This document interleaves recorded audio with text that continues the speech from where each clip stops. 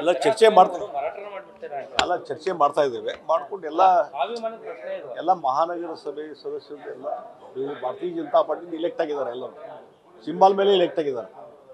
ಎಲ್ಲರೂ ಒಂದು ಅಭಿಪ್ರಾಯ ತಗೊಂಡು ನಿಂತಿದ್ದಾರೆ. ನೋಡಿ,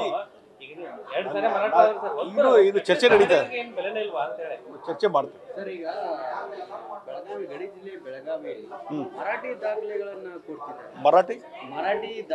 ಮರಾಠಿ ಭಾಷೆಯಲ್ಲಿ ದಾಖಲೆಗಳನ್ನ ಅಂದ್ರೆ ರೆವಿನ್ಯೂ ರೆಕಾರ್ಡ್ಸ್ ಯಾವುದೇ ಆಡಳಿತ ಭಾಷೆಯಲ್ಲಿ ಕೊಡ್ಬೇಕಂತೇಳಿ 2013 ಆದೇಶ ಇದ್ರು, ಅದನ್ನು ಉಲ್ಲಂಘನೆ ಮಾಡಿ ಕೊಡ್ತಿದ್ದಾರೆ. ಬಹುತೇಕ ಮರಾಠಿ ಭಾಷಿಕ ಪ್ರದೇಶದಲ್ಲಿ ಎಲ್ಲ ಪಹಣಿ ಪತ್ರಗಳು ಮರಾಠಿ ಭಾಷೆಯಲ್ಲಿ ಬರಹದಲ್ಲಿ ಕೊಡ್ತಿದ್ದಾರೆ. ಅದ್ರ ಬಗ್ಗೆ ನಾನು ಡಿಸ್ಕಷನ್ ಮಾಡ್ತೀನಿ. ರೆವಿನ್ಯೂ ಅಧಿಕಾರಿಗಳು, ಜಿಲ್ಲಾಧಿಕಾರಿಗಳು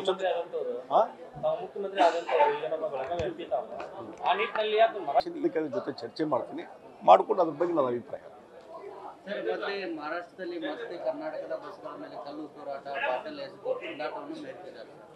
ಅದಕ್ಕೆ ನೋಡ್ರಿ, ನಾವು ಒಂದೇ ಹೇಳೋದು, ನಾ ಮೊನ್ನೆನೂ ಹೇಳಿದ್ದೀನಿ, ಯಾರು ಕಾನೂನು ಕೈ ತೆಗೆದುಕೊಳ್ತಾರೆ ನಿರ್ದಾಕ್ಷಿಣ್ಯವಾದಂಥ ಕಾನೂನಿನ ಕ್ರಮ ಕೈಗೊಳ್ಬೇಕು, ಅವ್ರಿಗೆ ಶಿಕ್ಷೆ ಕೊಡಬೇಕು, ಜೈಲಿಗೆ ಕಳಿಸ್ಬೇಕು. ಅವ್ರಿಗೆ ಯಾರು ಕಾನೂನು ಕ್ರಮ ಕೈಗೊಳ್ತಾರೆ, ಇದು ಒಂದು ಭಾಷೆ ಮತ್ತೊಂದು ಭಾಷೆಗೆ ಸಂಘರ್ಷ ಅನ್ನುವಂಥದ್ದು ಆಗಬಾರ್ದು. ಆ ರೀತಿಯಾದಂಥದ್ದು ಕಾನೂನು ಕೈ ತೆಗೆದುಕೊಂಡವ್ರಿಗೆ ಕಠಿಣ ಶಿಕ್ಷೆ ಕೊಡಲಿ ಅಂತ. ಕರ್ನಾಟಕದಲ್ಲಿ ಕನ್ನಡಿಗರು ಯಾರು ಪ್ರತಿಭಟನೆ ಮಾಡಿದ್ರೆ, ಹೋರಾಟ ಮಾಡಿದ್ರೆ ಅವ್ರ ಮೇಲೆ ಕೇಸ್ ಆಗುತ್ತೆ ಸರ್. ಮಹಾರಾಷ್ಟ್ರದಲ್ಲಿ ಯಾಕೆ ಆಗೋದಿಲ್ಲ ಅನ್ನುವಂಥ ಪ್ರಶ್ನೆ ಇಲ್ಲಿವರೆಗೂ. ಅದಕ್ಕೆ ಅಲ್ಲಿ ಸರ್ಕಾರದ ಮೇಲೆ ಒತ್ತಾಯ ಮಾಡಬೇಕು. ನಮ್ಮ ಮುಖ್ಯಮಂತ್ರಿಗಳು ಅಲ್ಲಿ ಮುಖ್ಯಮಂತ್ರಿಗಳ ಜೊತೆ ಮಾತಾಡಿ ಅಲ್ಲಿಯ ಹೋಮ್ ಮಿನಿಸ್ಟರ್ಗಳ ಜೊತೆ ಮಾತಾಡಿ ಕ್ರಮ ಕೈಗೊಳ್ಳೋಕೆ ಹೇಳಬೇಕಾಗ್ತದೆ. ಸರ್, ರಾಜ್ಯ ಬಿಜೆಪಿ ಏನು ಬಣ ರಾಜ್ಯಕ್ಕೆ ಇನ್ನೂ ನಿಲ್ಲುವ ಕಾಣ್ತಿಲ್ಲ ಸರ್. ಇವತ್ತಿಲ್ಲ ನಾಳೆ ಬಗೆಹರ್ತದೆ.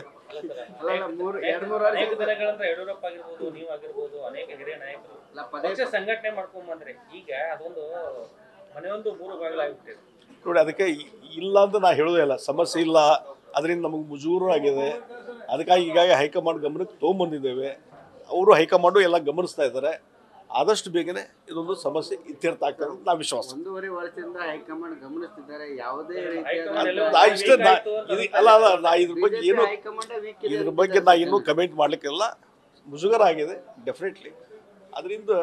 ಇದರಿಂದ ಆದಷ್ಟು ಬೇಗನೆ ಹೈಕಮಾಂಡ್ ನಿರ್ಧಾರ ತೆಗೆದುಕೊಂತ ವಿಶ್ವಾಸ. ಸರ್, ತಾವೇನಾದ್ರೂ ಈ ಮಧ್ಯಸ್ಥಿಕೆ ಏನಾದ್ರು ವಹಿಸ್ತೀರಾ ಸರ್? ಈ ಬೆಳವಣಿಗೆ ಯಾರು ಮಧ್ಯಸ್ಥಿಕೆ ವಹಿಸ್ಬೇಕು? ಹೈಕಮಾಂಡ್ ನಿರ್ಧಾರ ಮಾಡೋದು ಇರುವುದರಿಂದ ನಾವು ಮಧ್ಯಸ್ಥಿಕೆ ವಹಿಸೋ ಪ್ರಶ್ನೆನೇ ಬರೋದಿಲ್ಲ. ಇದ್ರ ಬಗ್ಗೆ ಮಧ್ಯಸ್ಥಿಕೆ ವಹಿಸುವಂತ ಪ್ರಶ್ನೆ ಅಲ್ಲ.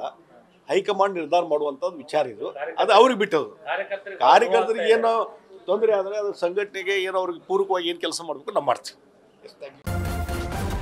ನ್ಯೂಸ್ ಫಸ್ಟ್, ನಿರ್ಭೀತಿಯಿಂದ ನಿಮ್ಮ ಪರವಾಗಿ.